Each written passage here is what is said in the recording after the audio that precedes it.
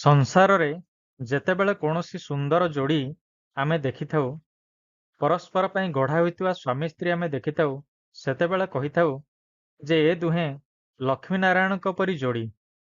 କିନ୍ତୁ ଯେତେବେଳେ ଭଗବାନ ଶ୍ରୀ ରାମଚନ୍ଦ୍ର ଏବଂ ମାତା ସୀତାଙ୍କ କଥା ଉଠେ, ଆମେ ଜାଣିଛେ ଯେ ଏମାନେ ସାକ୍ଷାତ ଲକ୍ଷ୍ମୀନାରାୟଣଙ୍କର ଅବତାର। ତେବେ ଏମାନଙ୍କ ଭିତରେ ଫାଟ କାହିଁକି? କାହିଁକି ଭଗବାନ ଶ୍ରୀରାମ ମାତା ସୀତାଙ୍କୁ ନିର୍ବାସନ ଦେଇଥିଲେ? କାହିଁକି ତାଙ୍କୁ ତ୍ୟାଗ କରିଥିଲେ? ଏଭଳି ଅନେକ ପ୍ରଶ୍ନ ଭକ୍ତ ମନରେ ଆସିଥାଏ।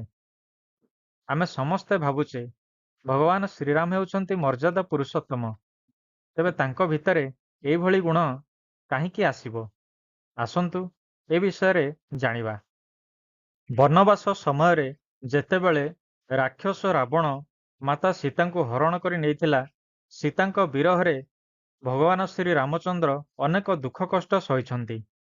ଏତେ ଦୁଃଖ ଏତେ କଷ୍ଟରେ ଶେଷରେ ସେ ମହାପ୍ରତାପୀ ରାବଣକୁ ପରାସ୍ତ କରି ନିଜର ପ୍ରିୟ ସୀତାଙ୍କୁ ଫେରାଇ ଆଣିଥିଲେ। ସେହି ଭଗବାନ ଶ୍ରୀରାମ ପୁଣି କେବଳ ଏକ ରଜକ କଥାରେ ପଡ଼ି ରାଜ୍ୟବାସୀଙ୍କର ମଙ୍ଗଳ ପାଇଁ ସୀତାଙ୍କୁ ପୁଣି ଛାଡ଼ି ଦେଇ ପାରନ୍ତି? ଏଭଳି ପ୍ରଶ୍ନ ଅନେକ ସମୟରେ ଆମ ମନରେ ଆସେ। ଆମେମାନେ ବିଭିନ୍ନ ଉପାଖ୍ୟାନ ଶୁଣିଛେ, ଅନେକ ସାଧୁ ସନ୍ନ୍ୟାସୀଙ୍କର ମତାମତ ବି ଶୁଣିଛେ। ସେମାନେ କୁହନ୍ତି ଯେ ଶ୍ରୀରାମଚନ୍ଦ୍ର ପ୍ରକୃତରେ ପ୍ରଜାନୁରଞ୍ଜକ ଥିଲେ। ପ୍ରଜାମାନଙ୍କର ହିତ ପାଇଁ ପ୍ରଜାମାନଙ୍କର ଇଚ୍ଛାକୁ ଅଗ୍ରାଧିକାର ଦେଇ ସେ ସୀତାଙ୍କୁ ତ୍ୟାଗ କରିଥିଲେ। ରାବଣ କବଳରୁ ସୀତାଙ୍କୁ ମୁକ୍ତ କରାଇବା ପରେ ମଧ୍ୟ ଶ୍ରୀରାମ ସୀତାଙ୍କର ଅଗ୍ନି ପରୀକ୍ଷା ନେଇଥିଲେ। ସେହି ଅଗ୍ନି ପରୀକ୍ଷାରେ ମାତା ସୀତା ଉତ୍ତୀର୍ଣ୍ଣ ହୋଇଥିଲେ। ତଥାପି ଶ୍ରୀରାମଙ୍କ ମନରେ କ'ଣ ଥିଲା ସନ୍ଦେହ ସୀତାଙ୍କୁ ନେଇ?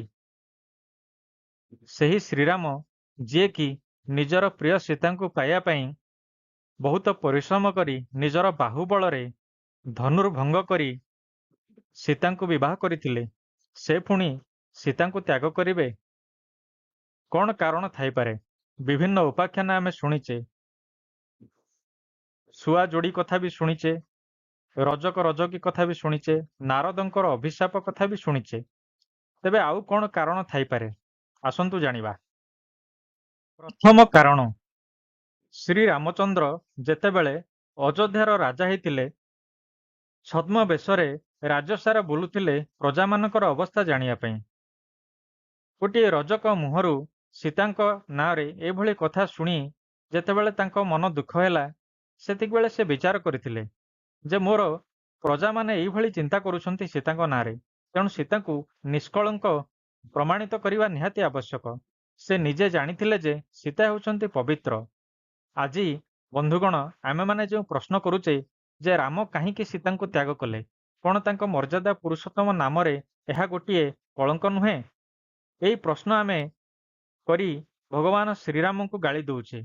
ଥରେ ଚିନ୍ତା କରନ୍ତୁ, ଯଦି ପ୍ରଶ୍ନଟି ଏଇଭଳି ହେଇଥାନ୍ତା, ସୀତା କାହିଁକି ରାମଙ୍କୁ ତ୍ୟାଗ କଲେ, ତାହେଲେ ନିଶ୍ଚିନ୍ତ ଭାବରେ ଆମର ଦୃଷ୍ଟି ସୀତାଙ୍କ ଉପରେ ପଡ଼ିଥାନ୍ତା।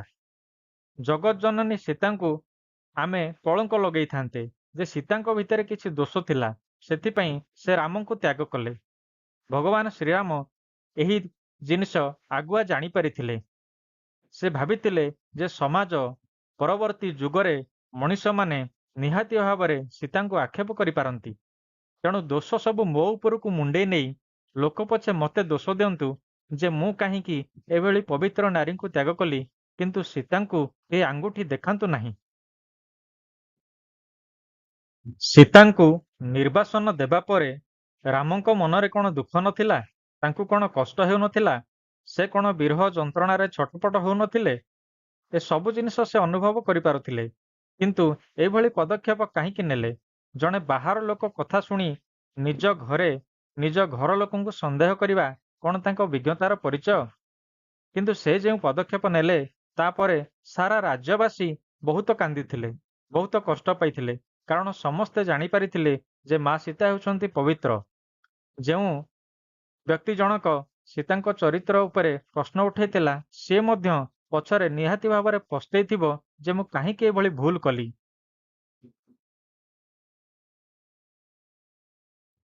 ତେଣୁ ବନ୍ଧୁଗଣ, ପ୍ରଥମ କାରଣ ହେଉଛି ଭଗବାନ ଶ୍ରୀ ରାମଚନ୍ଦ୍ର ଏହା ଚାହୁଁନଥିଲେ ଯେ ସୀତାଙ୍କ ଚରିତ୍ରରେ କେହି ପ୍ରଶ୍ନ କରୁ, ସୀତାଙ୍କୁ କେହି ଆଙ୍ଗୁଠି ଦେଖାଉ, ସାରା ସୃଷ୍ଟି ପଛେ ମତେ ଗାଳି ଦଉ, ମତେ ମର୍ଯ୍ୟାଦା ପୁରୁଷୋତ୍ତମ ନ କହିପାରୁ, କିନ୍ତୁ ସୀତା ସବୁବେଳେ ସତୀ ରୂପରେ ପରିଗଣିତ ହେଉଥାନ୍ତୁ।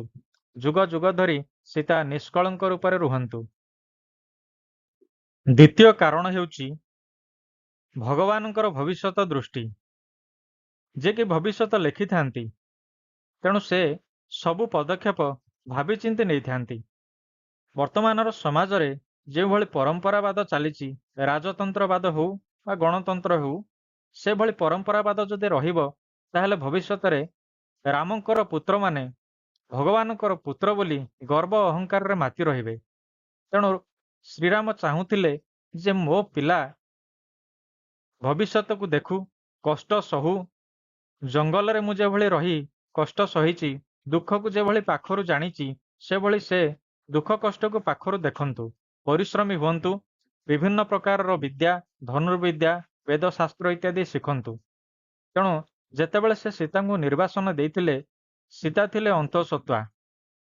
ତେଣୁ ସୀତାଙ୍କୁ ନିର୍ବାସନ ଦେବା ପଛରେ ଆଉ ଗୋଟିଏ କାରଣ ହେଉଛି ଯେ ଶ୍ରୀରାମ ଚାହୁଁଥିଲେ ମୋର ପିଲାମାନେ ପ୍ରକୃତ ପରିସ୍ଥିତିକୁ ସାମ୍ନା କରନ୍ତୁ ଏବଂ ଭଲ ମଣିଷ ହେଇ ରୁହନ୍ତୁ, ଭଲ ମଣିଷ ହେଇ ତିଆରି ହୁଅନ୍ତୁ।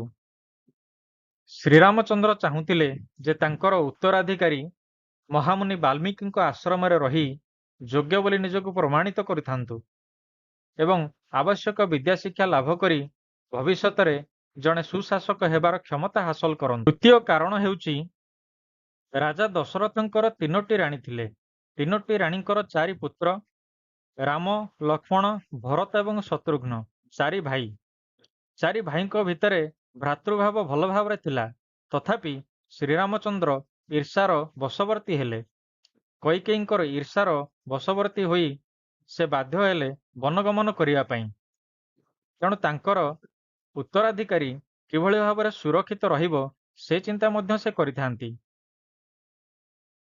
ଯେତେବେଳେ କୈକେୟୀ ମନରେ ସନ୍ଦେହ କରିଥିଲେ ଯେ ଶ୍ରୀରାମଚନ୍ଦ୍ର ରାଜା ହେଲେ କୌଶଲ୍ୟା ହେବେ ରାଜମାତା ଏବଂ ମୁଁ ଦାସୀ ହୋଇ ରହିବି, ସେହିଭଳି ଭାବନା ହୁଏତ 3 ଜଣ ଯାକ ଭାଇ ଅର୍ଥାତ୍ ଭରତ, ଲକ୍ଷ୍ମଣ ଏବଂ ଶତ୍ରୁଘ୍ନ ଏବଂ ସେମାନଙ୍କର ପତ୍ନୀମାନଙ୍କ ମନରେ ଆସିପାରେ ଯେ ରାମଙ୍କର ପୁଅ ରାଜା ହେବେ, ତାଙ୍କର ଯୋଗ୍ୟତା ଥାଉ ବା ନଥାଉ।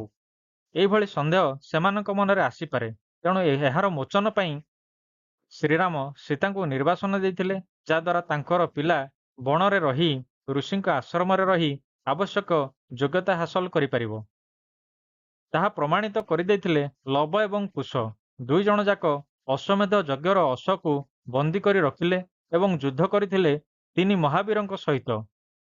ରାମ, ଲକ୍ଷ୍ମଣ, ଭରତ, ଶତ୍ରୁଘ୍ନ, ଏହା ସହ ହନୁମାନ ମଧ୍ୟ ସେମାନଙ୍କ ବୀରତ୍ୱରେ ମୁଗ୍ଧ ହୋଇଯାଇଥିଲେ। ସେମାନେ ଏଭଳି ମହାବୀରମାନଙ୍କୁ ମଧ୍ୟ ହରାଇବାର ଦକ୍ଷତା ପ୍ରତିପାଦିତ କରିଥିଲେ। ରାମଚନ୍ଦ୍ର ସୀତାଙ୍କ ଅନୁପସ୍ଥିତିରେ ଯେଉଁ ଯଜ୍ଞ କରିଥିଲେ, ସେଥିରେ ସେ ସୀତାଙ୍କର ସୁବର୍ଣ୍ଣ ମୂର୍ତ୍ତି ସ୍ଥାପନା କରି ଯଜ୍ଞ କାର୍ଯ୍ୟ ସମ୍ପୂର୍ଣ୍ଣ କରିଥିଲେ, କାରଣ ପତ୍ନୀ ବିନା ଯଜ୍ଞ କାର୍ଯ୍ୟ ସମ୍ପୂର୍ଣ୍ଣ ହୋଇପାରିବ ନାହିଁ। ସୀତାଙ୍କୁ ନିର୍ବାସନ ଦେଲା ପରେ ରାମଚନ୍ଦ୍ର କ'ଣ ଅନ୍ୟ କୌଣସି ସ୍ତ୍ରୀଙ୍କୁ ପତ୍ନୀ ରୂପେ ଗ୍ରହଣ କରିଥିଲେ କି? ଯଦି ନୁହେଁ, ତାହେଲେ ତାଙ୍କର ଚରିତ୍ରକୁ ସନ୍ଦେହ କରିବା ବି ଉଚିତ ନୁହେଁ। ପରବର୍ତ୍ତୀ ସମୟରେ ସେ ନିଜର ପୁତ୍ର ଲବକୁଶଙ୍କୁ ନିଜର ବୋଲି ସ୍ୱୀକାର କରିଥିଲେ ଏବଂ ସଂସାରରେ ଘୋଷଣା ମଧ୍ୟ କରିଥିଲେ। ତେଣୁ ନିହାତି ଭାବରେ ସେ ମର୍ଯ୍ୟାଦା ପୁରୁଷୋତ୍ତମ ଏବଂ ସେ ନିଷ୍କଳଙ୍କ।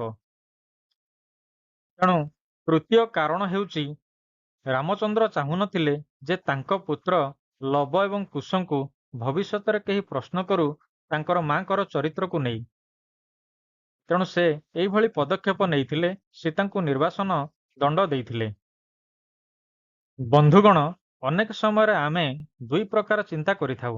ଯେତେବେଳେ ଆମେ କୌଣସି ବ୍ୟକ୍ତିଙ୍କୁ ଭଗବାନ ବୋଲି ଭାବି ନେଇଥାଉ, ସେତେବେଳେ ଆମେ ଭାବିଥାଉ ସେ ଯାହା କରୁଛି ସବୁ ଭଲ। ଏହାର ବିପରୀତ ମଧ୍ୟ ଆମେ ଚିନ୍ତା କରୁ। ଯେତେବେଳେ ଭାବୁ ଯିଏ ଭଲ କାମ କରୁଛି ସିଏ ହିଁ ଭଗବାନ। ଏହି 2ଟି ପ୍ରକାର ଚିନ୍ତାଧାରା ମନୁଷ୍ୟକୁ ନିଶ୍ଚିନ୍ତ ଭାବରେ ଦ୍ୱନ୍ଦ୍ୱରେ ପକାଏ। ତେବେ ଆମେ ଯେହେତୁ ଜାଣିଛେ, ଯେହେତୁ ଆମେ ପୁରାଣ ଶାସ୍ତ୍ରରେ ପଢ଼ିଛେ ଯେ ଶ୍ରୀରାମଚନ୍ଦ୍ର ହେଉଛନ୍ତି ଭଗବାନଙ୍କର ଅବତାର, ସାକ୍ଷାତ ଭଗବାନ, ତେଣୁ ତାଙ୍କର କୌଣସି ନିଷ୍ପତ୍ତି କେବେ ବି ଭୁଲ ହେଇ ନପାରେ। ଶ୍ରୀରାମ ଏବଂ ମାତା ସୀତା ଏହି ଦୁଇ ଜଣଙ୍କୁ ସଂସାରର କୌଣସି ଶକ୍ତି କେବେ ବି ଅଲଗା କରିପାରିବ ନାହିଁ। ସଂସାରରେ ସବୁ ଜାଗାରେ ଏହି ଦୁଇ ଜଣ ନିହାତି ଭାବରେ ଅବସ୍ଥାନ କରୁଛନ୍ତି। ଏହା ଏହି ମର୍ମ ରହସ୍ୟକୁ ଆମକୁ ବୁଝିବାକୁ ହେବ।